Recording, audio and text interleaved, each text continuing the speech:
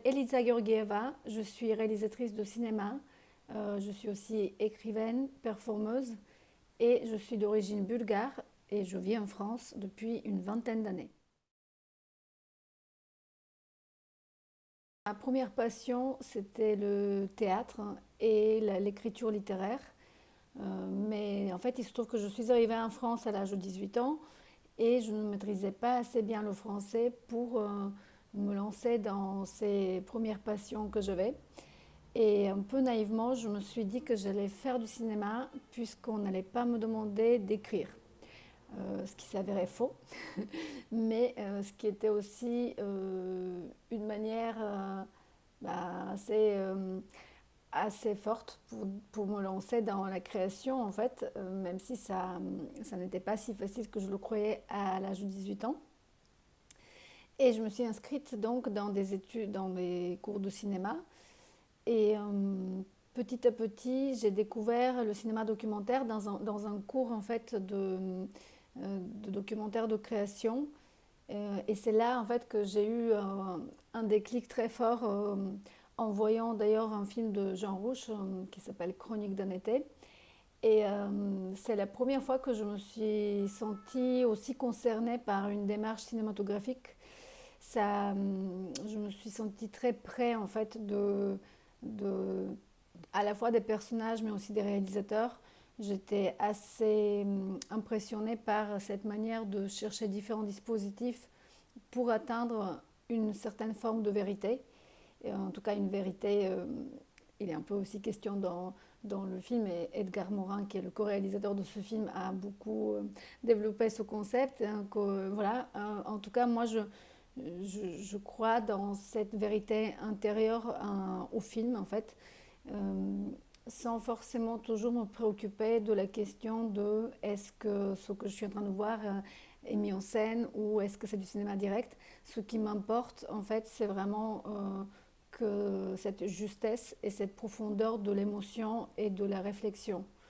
Et c'est aussi la définition que je pourrais en donner du documentaire plus largement.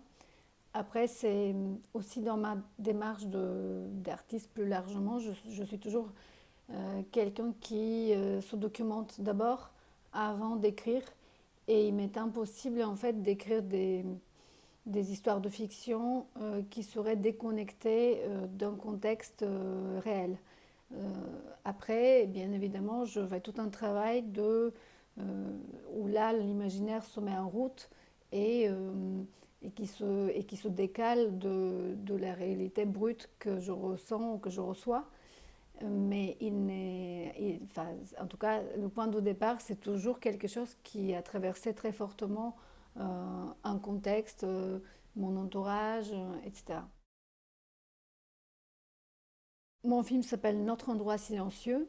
C'est un film hybride, pourrait-on dire, mais c'est surtout un documentaire sur l'écriture en langue étrangère et sur la condition de l'exil, mais aussi sur justement la recherche d'une certaine, enfin, la reconstitution de la mémoire, on va dire, par le geste de la création littéraire.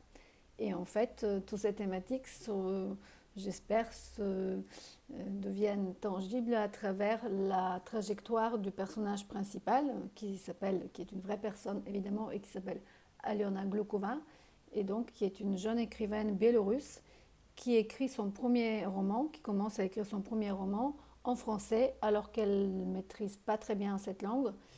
Et elle essaye de reconstituer le moment de la disparition de son père, qui est parti de la Biélorussie dès que c'était possible en 1994.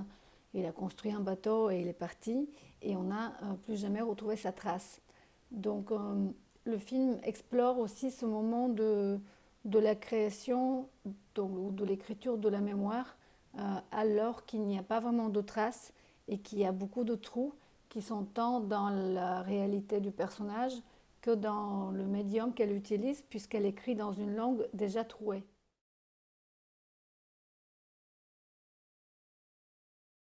Je prends toutes les questions. Évidemment, je préfère de parler plutôt du cinéma et non pas des anecdotes autour du film. Mais, mais ça, enfin voilà, pour moi, une conversation après un film, c'est toujours une question de rencontre, rencontre avec la personne qui pose des questions et qui a vu le film et qui a un regard à apporter, et le public. Donc en fait, les débats ne se ressemblent jamais. Donc il est difficile de dire quelle est la question idéale. Je crois que c'est plus une question de moment. Voilà, merci.